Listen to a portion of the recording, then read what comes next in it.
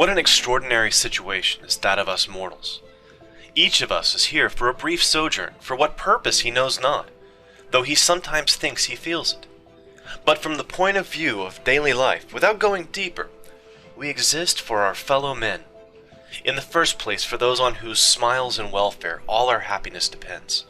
And next, for all those unknown to us personally, with whose destinies we are bound up by the tie of sympathy. 100 times every day I am reminded myself that my inner and outer life depend on the labors of other men, living and dead, and that I must exert myself in order to give in the same measure as I have received and am still receiving.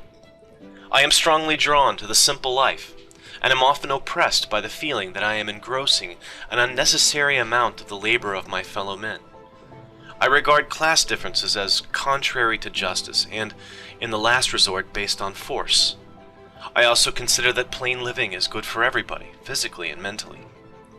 To inquire after the meaning or object of one's own existence or of creation generally has always seemed to me absurd from an objective point of view. And yet everybody has certain ideals which determine the direction of his endeavors and his judgments. In this sense, I have never looked upon ease and happiness as ends in themselves. Such an ethical basis I call more proper for a herd of swine. The ideals which have lighted me on my way, and time after time given me new courage to face life cheerfully, have been truth, goodness, and beauty. Without the sense of fellowship with men of like mind, of preoccupation with the objective, the eternally unattainable in the field of art and scientific research, life would have seemed to me empty. The ordinary objects of human endeavor, property, outward success, luxury, have always seemed to me contemptible. My passionate sense of social justice and social responsibility has always contrasted oddly with my pronounced freedom from the need for direct contact with other human beings and human communities. I gang my own gait, and have never belonged to my country, my home, my friends, or even my immediate family with my whole heart. In the face of all these ties, I have never lost an obstinate sense of detachment, of the need for solitude, a feeling which increases with the years.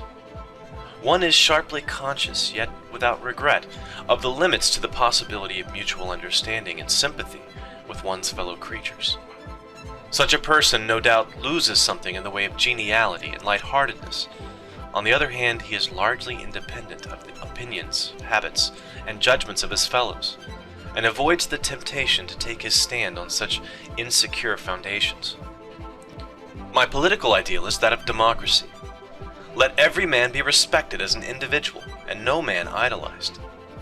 It is an irony of fate that I myself have been the recipient of excessive admiration and respect from my fellows through no fault and no merit of my own.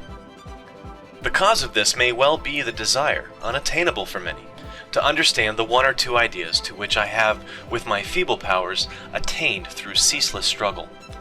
I am quite aware that it is necessary for the success of any complex undertaking that one man should do the thinking and directing, and in general bear the responsibility. But the led must not be compelled. They must be able to choose their leader. An autocratic system of coercion, in my opinion, soon degenerates. For force always attracts men of low morality, and I believe it to be an invariable rule that tyrants of genius are succeeded by scoundrels. The fairest thing we can experience is the mysterious. It is the fundamental emotion which stands at the cradle of true art and true science. He who knows it not, and can no longer wonder, no longer feel amazement, is as good as dead, a snuffed-out candle. It was the experience of mystery, even if mixed with fear, that engendered religion. A knowledge of the existence of something we cannot penetrate, of the manifestations of the profoundest reason and the most radiant beauty, which are only accessible to our reason in their most elementary forms. It is this knowledge and this emotion that constitute the truly religious attitude. In this sense, and in this alone, I am a deeply religious man. I cannot conceive of a God who rewards and punishes his creatures, or has a will of the type of which we are conscious in ourselves. An individual who should survive his physical death is also beyond my comprehension, nor do I wish it otherwise, Such notions are for the fears or absurd egoism of feeble souls. Enough for me the mystery of the eternity of life, and the inkling of the marvelous structure of reality, together with the single-hearted endeavor to comprehend a portion, be it never so tiny, of the reason that manifests itself in nature.